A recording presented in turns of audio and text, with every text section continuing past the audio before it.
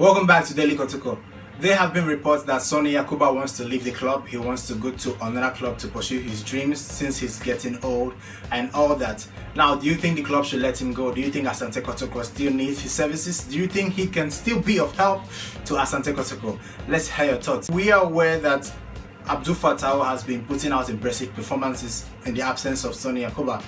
Abdul Fattah has so far scored 7 goals in the special competition, and that has got a lot of fans thinking that the club can do without Sogne Yacouba and can rely on Abdul Fattah to fill the boots of Sogne Yacouba, to stand in the absence of Sogne Yacouba.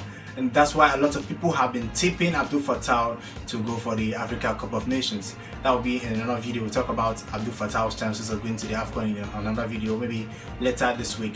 But now we're talking about Sogne Yacouba. Do you think the club should keep him? Do you think he should leave? I want to hear your thoughts. Comments below your thoughts and what you think about the topic. The club, should we leave? Should we let Yacouba go? Should we keep him? What are your thoughts? Let's hear them. That's it. That's all for now. Till next time. Goodbye.